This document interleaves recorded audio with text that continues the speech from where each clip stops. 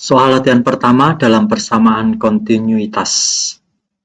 Air mengalir melalui pipa mendatar dengan luas penampang masing-masing 40 cm persegi dan 10 cm persegi.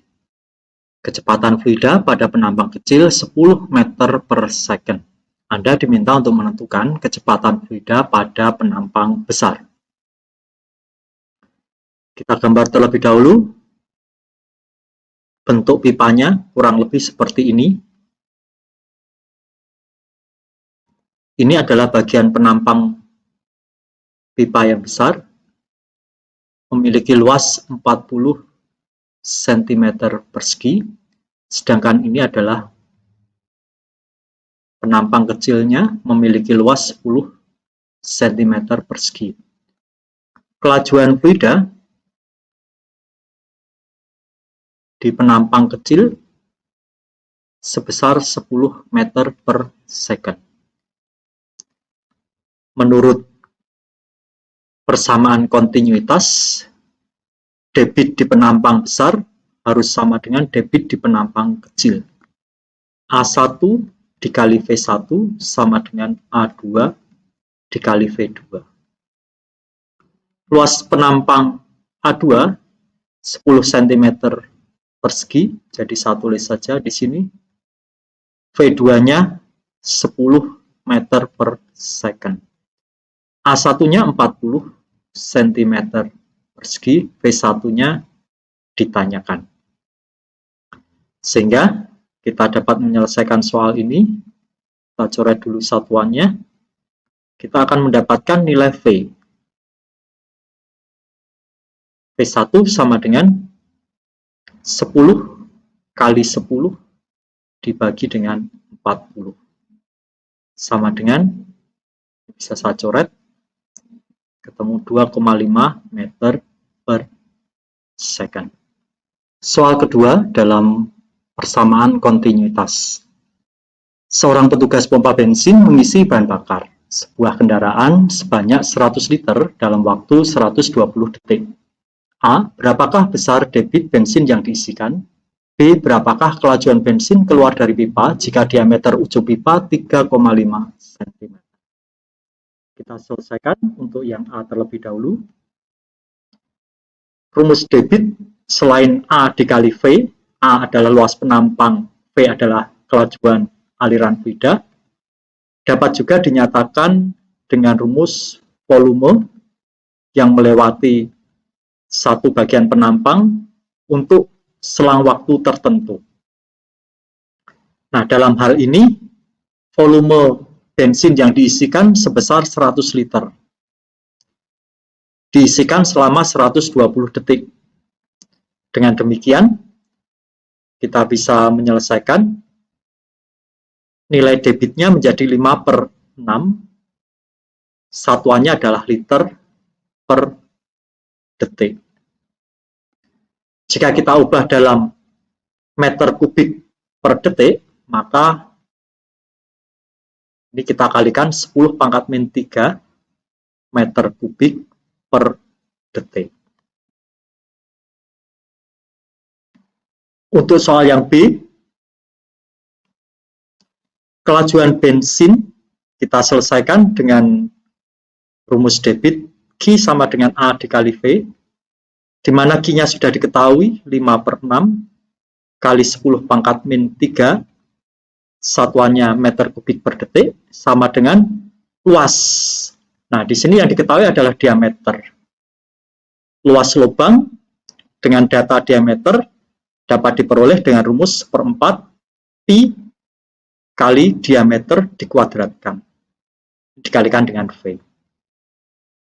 Ini kita selesaikan dulu. 1/4, pi-nya jadi 22/7, D-nya kita jadikan 7/2, cm 10 pangkat min 2, dan ini harus kita kuadratkan, dikalikan dengan V.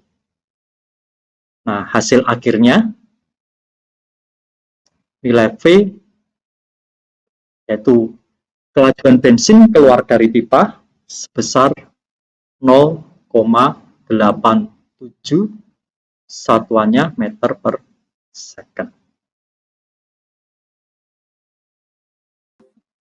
Soal ketiga dalam persamaan kontinuitas. Air mengalir melalui sebuah selang berdiameter 4 cm dengan kecepatan 5 meter per second. Air ini keluar melalui sebuah saluran keluar yang sempit berjari-jari 1 cm. Jika saluran keluar ini diarahkan vertikal ke atas, berapakah ketinggian air memancar vertikal?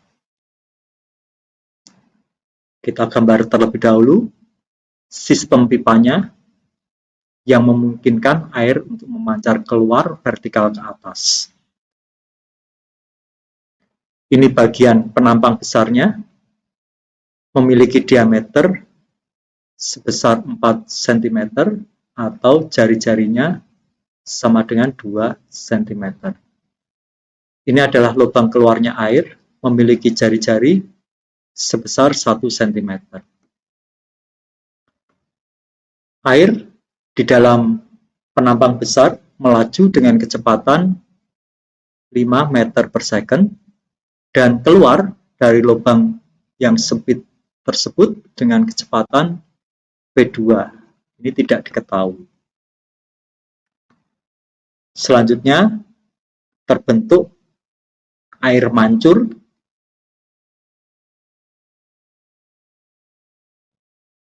yang memiliki ketinggian tertentu.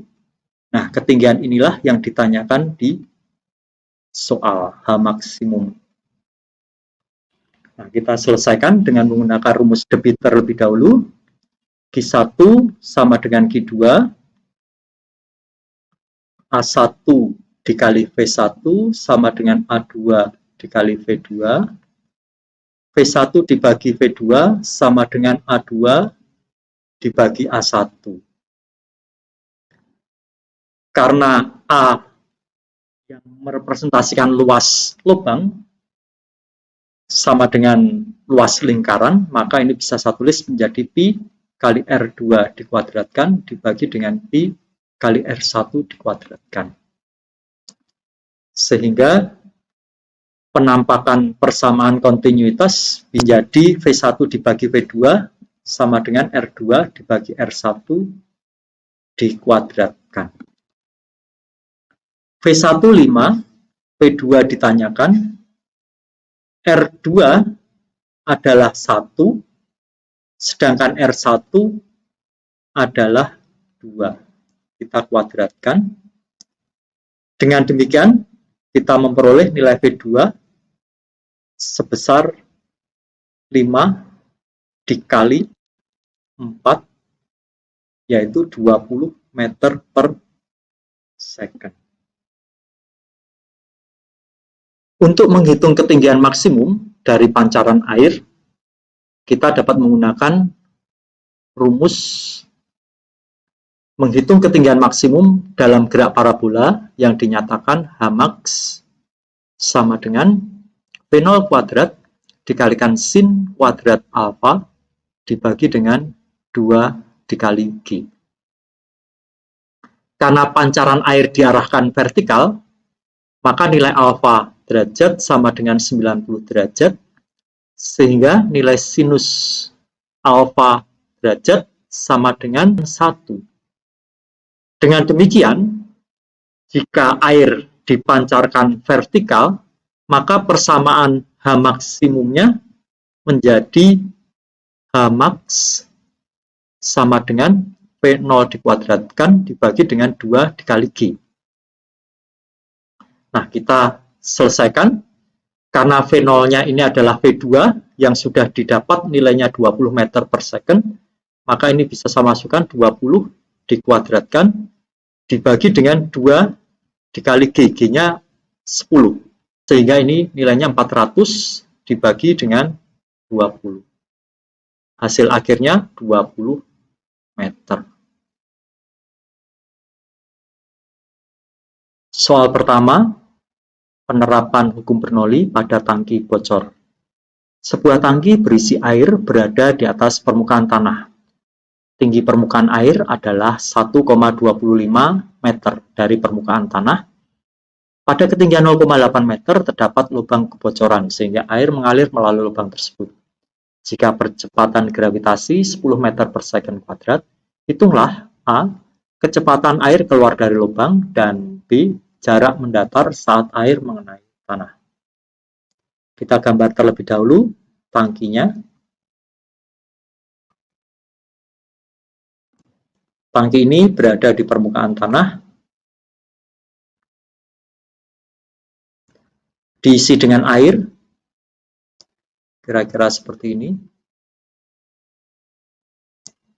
Tinggi permukaan air di dalam tangki adalah H besar, nilainya 1,25 meter. Kemudian di ketinggian 0,8 meter, sebut saja ini sebagai H1, 0,8 meter. Air memancar keluar seperti ini sejauh R. R adalah jangkauan mendatar. Kecepatan air keluar dari lubang bocor ini sebesar V. Sudah dirumuskan bahwa nilai V sama dengan akar 2 dikali G dikali H2, dan nilai R, jangkauan mendatar, sama dengan 2 dikalikan H1 dikali H2. Nah, H2 datanya belum diketahui, tapi dapat kita hitung. Ini adalah H2, di mana H2 adalah H besar dikurangi dengan H1.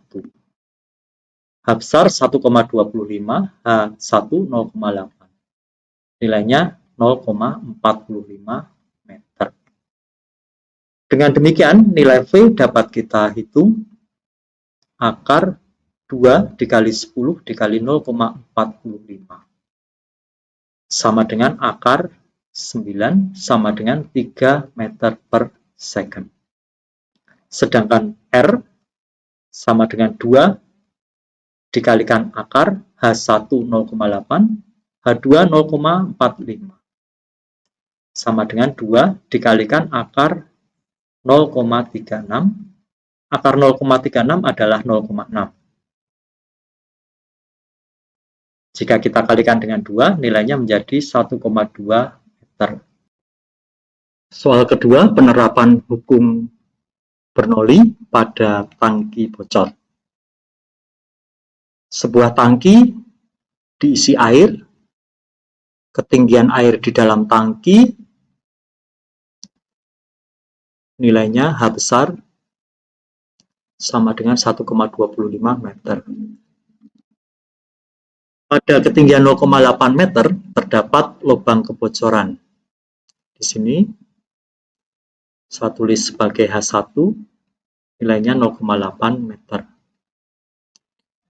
Lubang ini mengarah pada sudut 53 derajat dari horizontal. Nah, sehingga nanti pancaran air dari lubang bocor itu kurang lebih saya gambar seperti ini ya. Nah, gitu. Nah, ini saya perpanjang.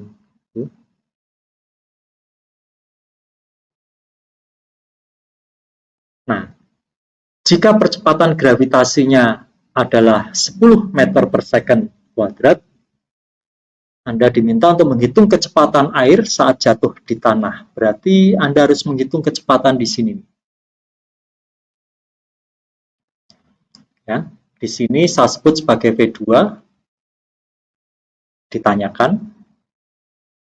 Kemudian tinggi maksimum air saat membentuk lintasan parabola, berarti di sini. Ini sampai ke sini. Nah, ini saya sebut sebagai H maksimum. Tidak diketahui juga. Nah, untuk menyelesaikan soal ini, pendekatan yang akan kita pakai adalah pendekatan hukum kekekalan energi mekanik. Anggap saja ini adalah posisi 1,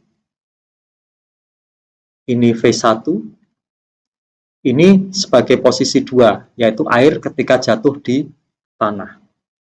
Sehingga energi potensial di 1 ditambah energi kinetik di 1, nilainya sama dengan energi potensial di 2 ditambah energi kinetik di 2. Energi potensial 1 M kali G kali H1. Energi kinetik 1 nilainya setengah M P1 kuadrat. Energi potensial di ketinggian ini di posisi 2 ketinggiannya 0, berarti EP2-nya 0, ditambah EK2 setengah M P2 kuadrat. P2 inilah yang akan kita cari. Nah, kita sederhanakan dulu persamaannya dengan mencoret M. Sehingga persamaannya menjadi G dikali H1 ditambah setengah V1 kuadrat sama dengan setengah dikalikan V2 dikuadratkan. Saya tulis sebagai persamaan pertama. Nilai G sudah diketahui, nilai H1 sudah diketahui. Untuk menghitung V2, maka nilai V1 harus diketahui. Nah, nilai V1 ini adalah akar 2 dikali G dikalikan H2. H2-nya yang ini dari permukaan ya. Jadi posisi lubang dari permukaan air ini adalah H2. Nah, saya masukkan 2 kali 10. H2-nya sudah dihitung ya. 1,25 meter dikurangi 0,8 meter sama dengan 0,45 meter. Sehingga ini nilainya akar 9 sama dengan 3 meter per second. Nah, setelah V1 diketahui, tinggal kita masukkan ke persamaan 1. G-nya 10, H1-nya 0,8, ditambah setengah, V1-nya 3, dikuadratkan, sama dengan setengah, V2 dikuadratkan. 10 kali 0,8 jadi 8, ditambah 9 per 2, sama dengan setengah V2 kuadrat. Semuanya saya kalikan dengan 2, 8 kali 2 jadi 16, ditambah 9 per 2 dikali 2 jadi 9, sama dengan setengah dikali 2 jadi V2 kuadrat di sini ya. Nah, V2 kuadrat ketemu itu nilainya. Ya, V2 sama dengan akar dari 25 sama dengan 5 meter per second.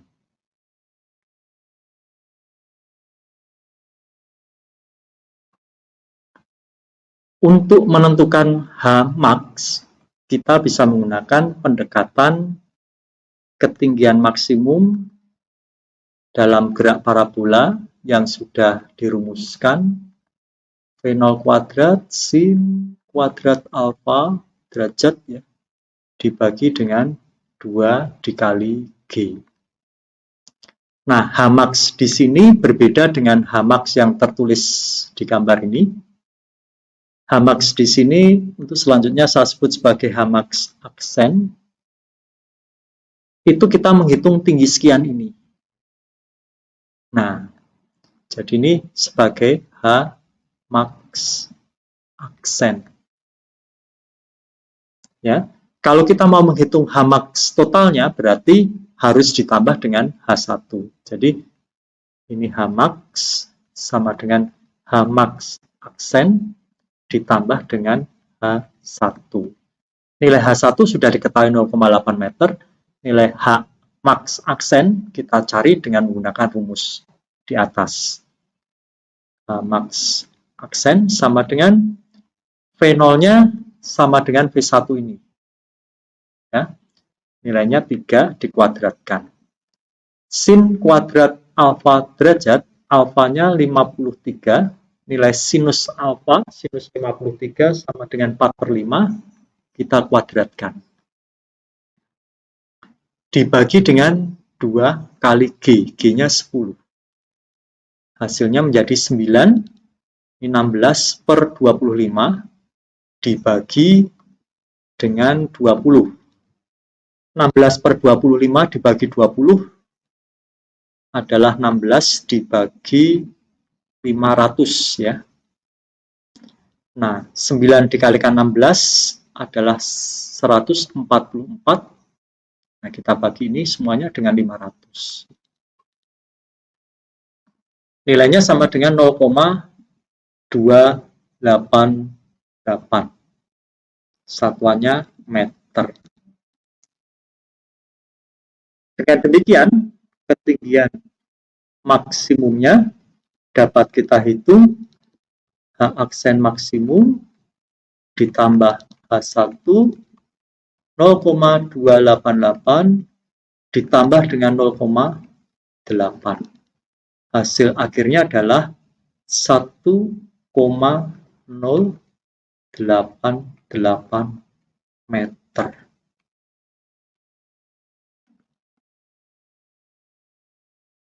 Soal penerapan hukum Bernoulli pada sayap pesawat terbang diberikan sebagai berikut. Ini adalah penampang lintang sayap pesawat terbang. Nah, di sini ada aliran udara. Ketika pesawatnya maju, terbentuk aliran udara. Kurang lebih bentuknya seperti ini.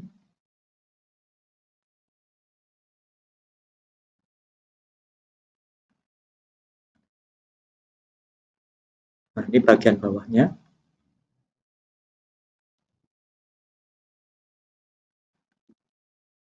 Seperti ini. Sebut saja titik di atas adalah titik 1, bagian bawah ini titik 2. Aliran udara di bagian atas sayap memiliki kecepatan V1 yang nilainya 200 meter per second. Sedangkan di bagian bawah kecepatan aliran udaranya 150 meter per second. Tekanan udara di bagian atas adalah P1, tekanan udara di bagian bawah adalah V2. Karena V1 lebih besar daripada V2, maka P1 lebih kecil daripada P2, sesuai dengan hukum Bernoulli. Nah, dengan demikian, tekanan yang mengarah ke bawah menimbulkan gaya F1, nilainya akan lebih kecil daripada tekanan yang ada di bawah sayap pesawat yang menimbulkan gaya F2. Ya, di sini saya tulis F2 lebih besar daripada F1. Selisih F2 dengan F1 adalah gaya angkat. Jadi saya tulis F angkat sama dengan F2 dikurangi F1. Untuk selanjutnya, sudah diketahui bahwa nilai gaya angkat ini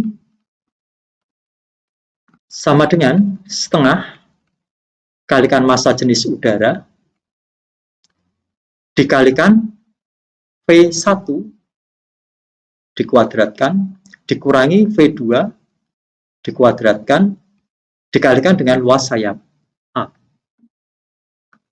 Setengah massa jenis udara adalah 1,2, V1 200 dikuadratkan dikurangi V2 150 dikuadratkan dikalikan luas sayap. Masing-masing sayap 25 meter persegi, berarti total sayapnya adalah 50 meter persegi. Hasil perhitungan ini diperoleh angka 525.000 Newton atau bisa ditulis 525 kilo Newton. Berikut ini adalah soal penerapan hukum Bernoulli pada pipa venturimeter. Pipa venturimeter digunakan untuk mengukur laju aliran fluida. Nah, bentuk pipanya saya gambar kurang lebih seperti ini.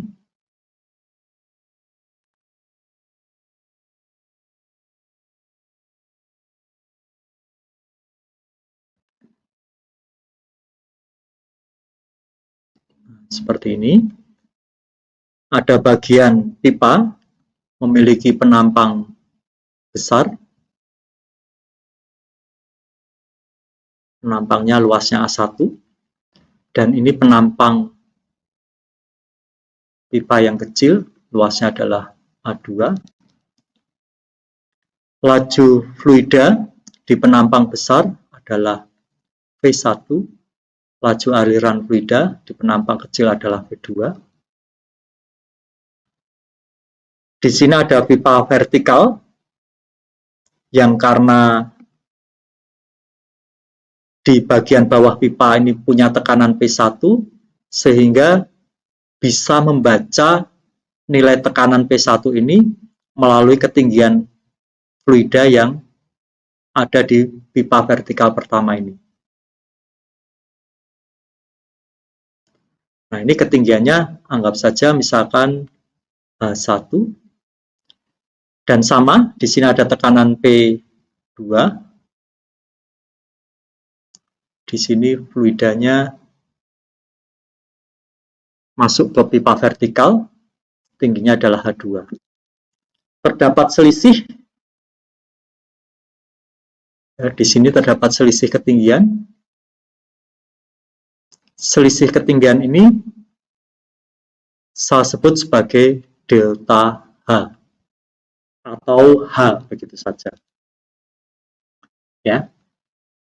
Nah, menurut rumus yang sudah diturunkan, nilai V1 sama dengan akar 2 dikalikan G dikalikan H atau delta H dibagi dengan dalam kurung A1 dibagi A2 ini dikuadratkan dikurangi 1. Nah, kalau kita baca di soal, nilai A1 sudah diketahui 12 cm persegi. Nilai A2 sudah diketahui 6 cm persegi. Kemudian delta H-nya sudah diketahui 20 cm. Percepatan gravitasinya 10 meter per second kuadrat. Maka kita bisa menghitung nilai V1. V1 sama dengan akar 2 dikalikan 10 dikalikan 20 cm. Kalau saya ubah ke meter menjadi 0,2 meter. Saya tulis di sini. Dibagi dengan A1 dibagi A2. 12 dibagi 6. Ini kita kuadratkan dulu dikurangi 1. Nilainya sama dengan akar 4 dibagi 12 dibagi 6 adalah 2, dikuadratkan 4, 4 dikurangi 1 jadi 3. Sehingga nilai V1 bisa disederhanakan menjadi 2/3 dikalikan akar 3 satuannya meter per second.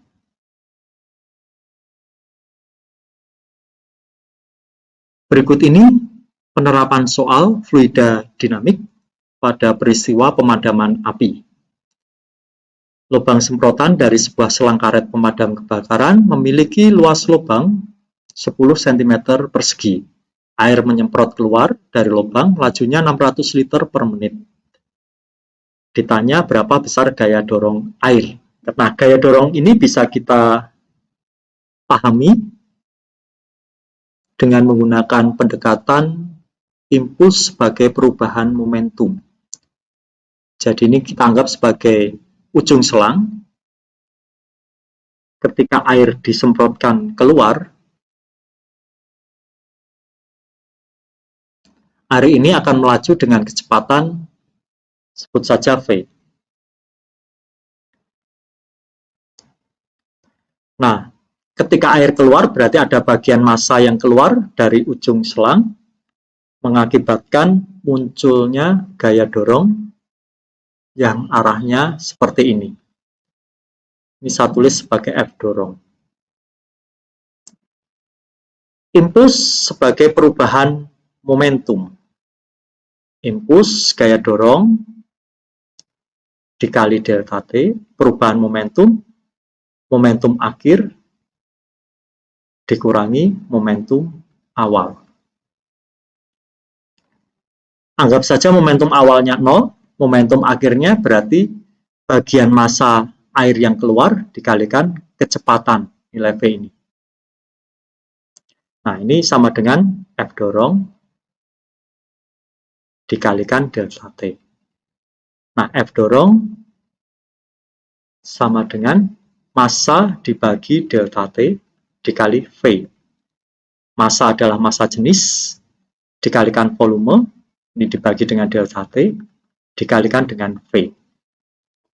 Dari rumus ini, kita bisa menghitung besar gaya dorong. Nah, kalau Anda lihat, ada beberapa orang di situ yang memegang ujung pipa, karena dalam realnya, ujung pipa dari selang pemadam kebakaran tersebut memiliki gaya dorong yang cukup tinggi, sehingga kalau dikendalikan hanya satu orang, kemungkinannya orang tersebut tidak akan bisa mengarahkan semprotan air ke api yang akan dipadamkan. Jadi dibutuhkan beberapa orang untuk memegangnya supaya dapat mengimbangi gaya dorong keluarnya air dari ujung pipa tersebut atau dari ujung selang tersebut. Baik, kita lanjutkan. F dorong sama dengan massa jenis dikalikan volume dibagi delta T dikalikan kecepatan air keluar dari lubang pipa. Nah, V dibagi delta T di sini, ini adalah debit. Jadi bisa saya tulis sebagai G. Nah, G-nya adalah 600 liter per menit. Jadi, kalau menit saya jadikan detik, liter saya jadikan meter kubik, diperoleh ini 10 pangkat min 3 meter kubik, dibagi 60 detik. Ini bisa saya coret, hasilnya jadi 10 pangkat min 2 meter kubik dibagi detik. Nah, karena massa jenisnya sudah diketahui, 1000 kg per meter kubik, permasalahannya tinggal menghitung berapa nilai V di sini. Nah, ini belum diketahui. Kita bisa menghitung nilai V dengan menggunakan persamaan debit A dikali V, V kecepatan, G-nya sudah diketahui 10 pangkat min 2 meter kubik dibagi detik, sama dengan A, luas lubang pipanya 10 cm persegi, 10 pangkat min 4 meter. Nah, ini meter persegi jadinya dikalikan dengan V. Nah, nilai V-nya diperoleh sebesar 10 meter per sekon. Nah, kita lanjutkan menghitung gaya dorongnya. F dorong sama dengan rho-nya 1000, debitnya 10 pangkat min 2, laju alirannya 10. Sehingga gaya dorongnya bisa saya coret dulu, ketemu 100 Newton.